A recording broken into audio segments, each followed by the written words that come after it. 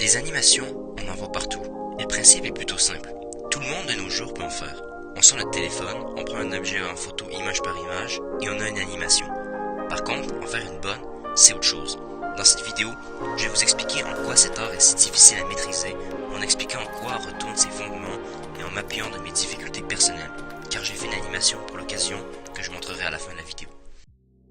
Pour faire simple, en animation, on a plusieurs règles à respecter. De 1, il faut trouver un scénario à son histoire afin de connaître en détail ce qui va s'y dérouler.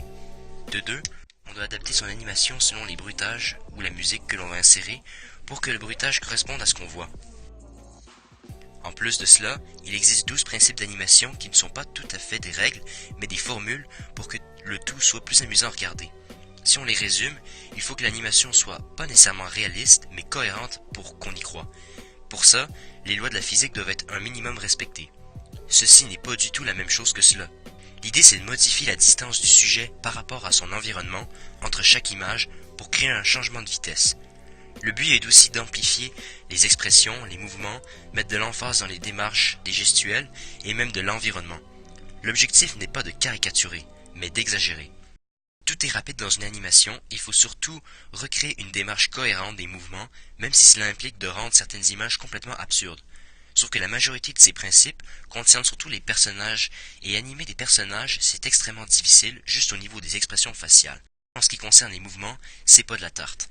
En dessin, c'est pas si pire encore, mais moi je ne suis pas doux en dessin. Donc je me suis lancé dans le stop motion, quand on prend une photo image par image des objets de la réalité. Je me suis donc allégé la tâche en choisissant des objets. Pour avoir ce rendu, je me suis trouvé un endroit, j'ai adapté le terrain, j'ai placé mon matériel et j'ai commencé à faire mon animation. 3 difficultés majeures que j'ai remarquées, c'est, de 1, jouer avec la distance que l'objet se déplace à chaque fois, parce qu'il faut toujours analyser et revérifier si le mouvement a du sens en les faisant défiler les images. De 2, faire en sorte que le mouvement clé d'une action soit dans les temps de la musique. Et de 3, c'est de garder plusieurs contraintes en tête à la fois. Tout ça pour dire que même dépourvu de personnages, une animation avec des objets reste compliquée à créer. Imaginez maintenant la complexité des animations qu'on a l'habitude de voir. Et sans plus attendre, voilà ce que ça m'a donné.